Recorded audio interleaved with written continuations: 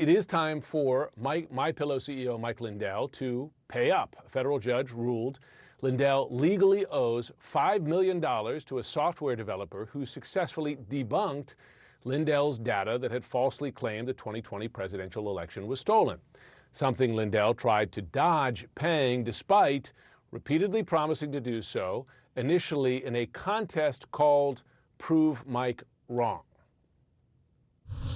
There's a $5 million prize for anybody that can prove the election data that I have from the 2020 election is false.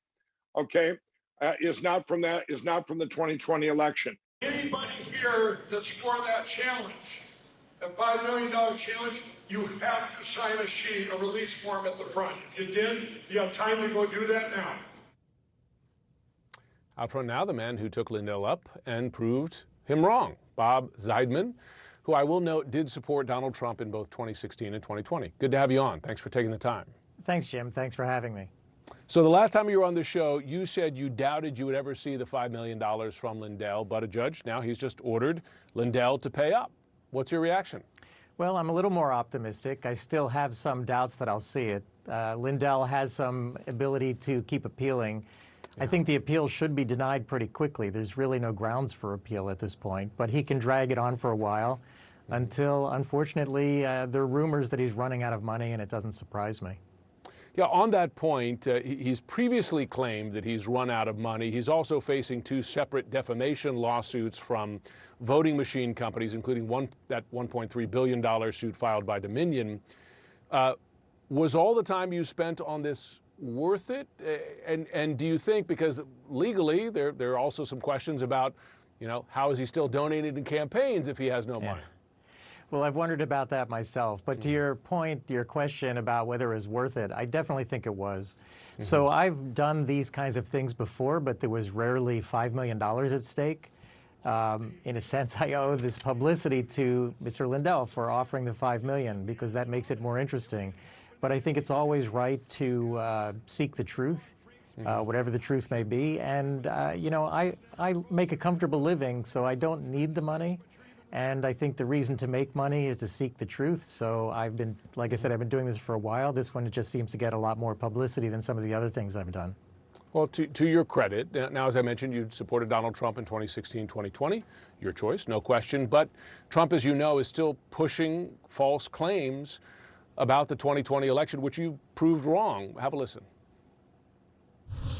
The radical left Democrats rigged the presidential election of 2020, and we're not going to allow them to rig the presidential election of 2024. The election was rigged, let me tell you, and it was. And we have all the proof you need, too. I mean, the fact is, he doesn't. You showed that. It's been proven wrong in court by recounts. You name it. But the trouble is many Republicans still buy that lie. And I wonder, do you think enough prominent Republicans, lawmakers, are speaking out to reject that false claim? Well, I think in my mind, the issue is complicated. I think the rules that were changed, the voting rules that were changed for COVID made things much more complicated. I've always said, even before this challenge, that it was very unlikely that the voting machines were hacked. That's my specialty.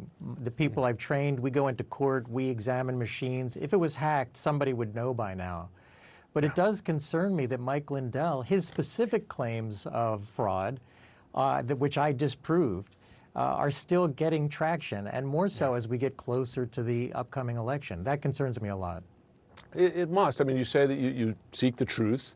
You care about your country here. I mean, the trouble, I suppose, is that, that makes people just not trust the whole system, right? And I wonder what you think the remedy is. I imagine the effort, for instance, that you did here is one example of that. Well, I think, so one thing I've talked about is if I do get this money, I plan to put it towards nonprofits that look into election reliability. And I'm already working with the Nevada Policy Research Institute, where I live in Nevada, because I wish that people from both parties would come together. I knew people in the 2000 election, Bush v. Gore, and it was mostly Democrats who said the machines were hacked or not working. Then again in recently it's the Republicans saying this. It seems like reasonable people could come together and come up with systems that we can all agree we need. Yeah, it used to be a bipartisan issue, election security. Bob Zeidman, thanks so much for joining. Thanks for having me.